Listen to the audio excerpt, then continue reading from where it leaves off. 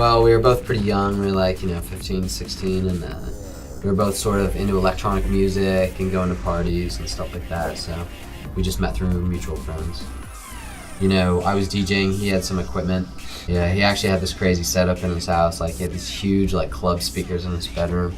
It was pretty ridiculous. And we'd just, like, party and make music till, like, 5 in the morning.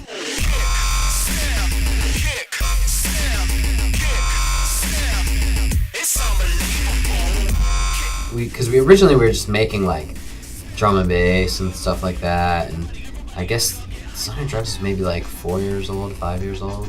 Okay. So, yeah, we just wanted to, like, focus on this sort of new rave dance project.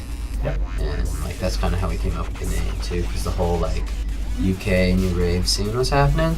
And when Theo and I get together, sometimes we'll just, like, do everything together and, like, work on the songs, blah, blah, blah, and then we'll go DJ together. It's like, complete 50-50 split. It's just when he's too busy that sometimes I have to do more things. Recline in that launch chair, disappear up in thin air, walking up the space stairs. We started by, like, reading books, reading books about sound engineering, reading books about mastering, reading books about music theory, about songwriting. All that stuff's really important. But as far as software, I mean, it's all about using what you know to the best of your capability. You know what I mean? Like, a lot of dudes use Ableton, and they do some awesome stuff. And we use Logic just because we know how to do it. Because when we started producing, there was no Ableton. We were, like, using Logic, and I'm kind of thinking about learning it. But at the same time, it's like, I know how to do pretty much everything I want to do in Logic, and I can do it quickly, So whenever I use another program, it's kind of like slamming your fingers in a drawer or something. So what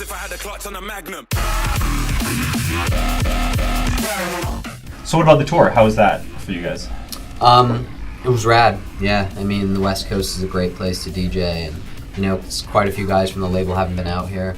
Because they're all, like, pretty young, kind of unknown producers, and so I want to get them out here, get them some exposure and stuff like that. So yeah, we had a great time. We loved it.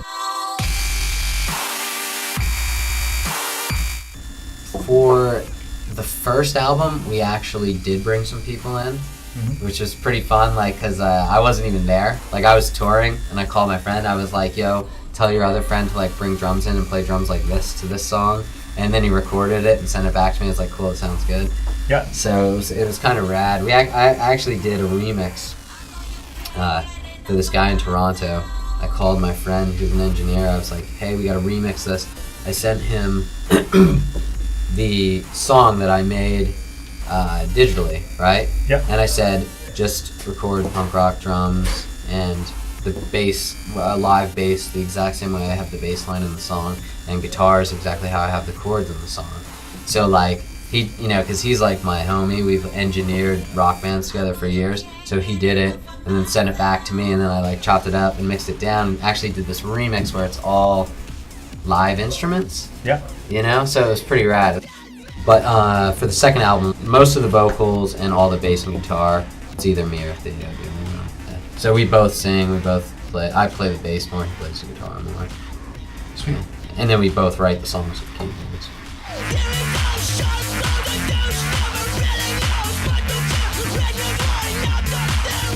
Well, we're gonna do a series of releases. We're just, like, finishing them now. I think we have, like, 2 together. We did 1, which is Theo and I, and that's gonna be our first single, and we're probably gonna do a video or something for it.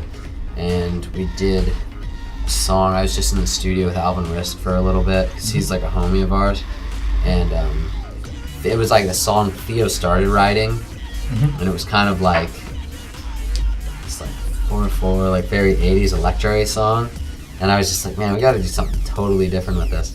So I called him. I was like, hey, I got this song, and I think I want to make it, like, just totally crazy. Let's just fuck it up, So he came up to the studio, to my studio, for like 2 or 3 days, and we just, like, stick it up all night and just, like, turn this, like, sort of, like, pop song into, like, a banger. So it, like, starts out like a pop song, goes into a banger and stuff, and it's just, like, we kind of like almost remixed Theo's idea, which was kind of like a weird concept too. Yeah. For like a original, you know.